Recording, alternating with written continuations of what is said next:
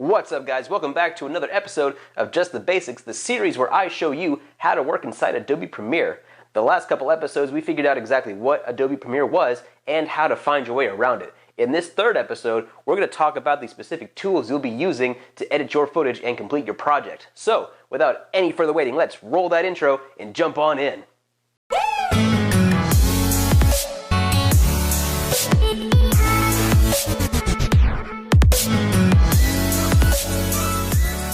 Okay, so jumping into Premiere, you will see that I have my footage laid out already. This is the footage from my latest video, which is a review of the Logitech MX Master 3 mouse. And if you haven't checked that video out yet, I highly suggest you do because, oh my god, it's the best mouse in the world.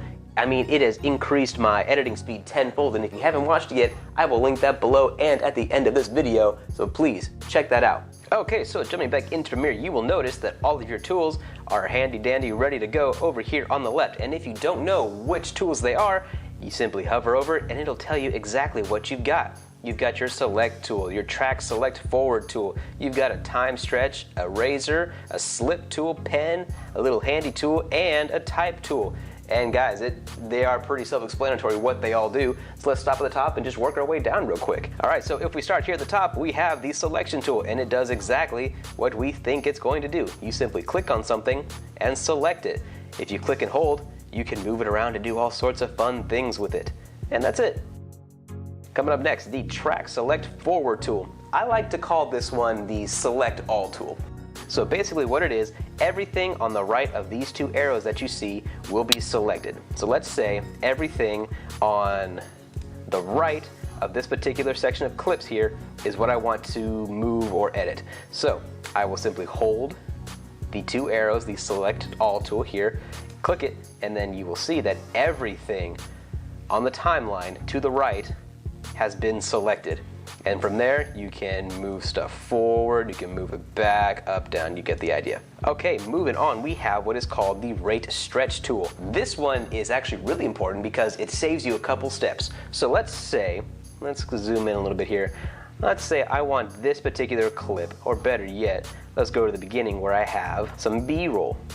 Let's say I wanted this clip, it's already at 88.35% long. That means it goes pretty slow motion, but I wanted it to be longer, or say shorter. All I gotta do is go to the ends of these clips, and you see how it changes there? That red line means I can't do anything, but once it gets red, I simply click and drag, and you'll notice here, the duration is changing. It's getting quicker because I'm changing the speed of this clip.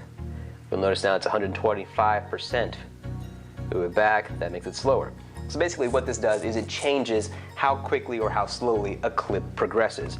Now most people would say, oh, you just right click it, go to speed duration. This allows you to set a specific speed or length that you want a clip to be. So if you have something very specific in mind, you're allowed to do that, but if you just want to speed it up or slow it down a little bit faster, you just click this tool and that's all you gotta do. Okay folks, moving on to the razor tool. What do razors do?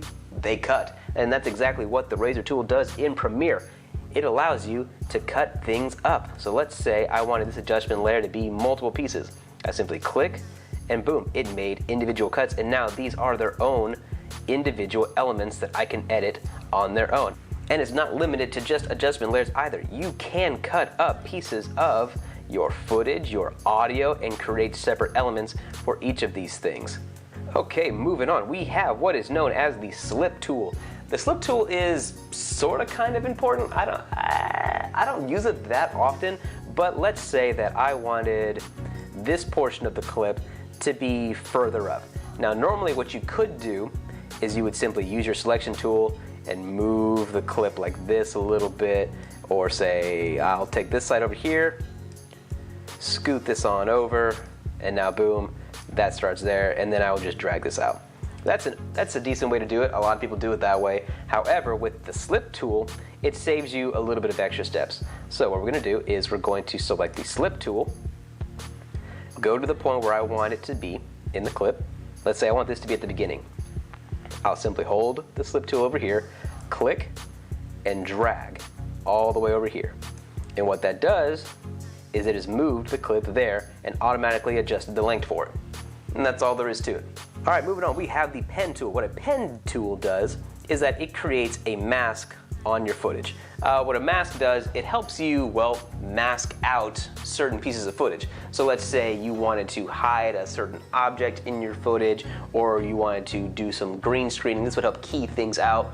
Normally you wouldn't do it just from right here. Normally you would go and create a mask on your own right here on the layer itself instead of creating a separate graphic, which the pen tool does. I will talk more about masks probably in a later tutorial, so let's not focus heavy on that right now. Let's move on to the next tool. All right, moving on next, the next to last tool is the hand tool. And what do you do with the hand tool? You grab things. All it does is just you hold, click, drag, and you can move things along. It's not a super duper useful tool. I never use it, so let's not worry about it. Coming up next is the text tool, the last but certainly not least. Because let's face it, the hand tool is probably the most useless. The text tool is exactly what it does. It creates text. But again, you're not really going to use this here, because if you wanted new text, you would probably go to File, Create New, Legacy Title, and from here you have way more options for text. This is probably where you're going to do most of your text creations, because you get options for font, size, orientation, color, shadows, all that good stuff. We'll talk about that again in a later episode. But folks, that's really all there is to it. Those are your tools inside of Premiere. And again, if you have trouble remembering what they are, simply hold your mouse over the tool and it will tell you what the tool is, as well as, you see in parentheses there was a small little V there. That is the shortcut to activate that tool. So let's say I have my razor tool selected and I've made a couple cuts, and now I need to grab this new adjustment layer. Well, instead of moving all the way here and selecting the selection tool, all I do is press V on my keyboard, which is the shortcut for that tool, and then I've got the selection tool. Same thing, let's go down to, let's say I want to make this particular adjustment layer longer. Well, instead of going over here to the rate stretch tool, I simply hit R, which is the shortcut, and it automatically selects it. That's all there is to this, folks. If you want to use the razor tool, think of it this way. Razor's cut, so you would press C for cut, and you can make more cuts. If you wanted to use the track forward select tool, remember I consider it the select all tool. So A for all, you select A, boom, you've got that tool selected. Same thing for this, T for text, that's all you gotta do. And folks, if you find that these particular shortcuts are not how you want it to be, if there's a better way for you to remember it, or there's better ways that your fingers can select things faster, you can change these. They're not set in stone. All you have to do is come up to Edit and go to Keyboard Shortcuts. This will show you every shortcut that you've got available right now and what it is set to. Right here we've got all of our tools, and if you need it to change to something, simply change it to whatever key you need it to be.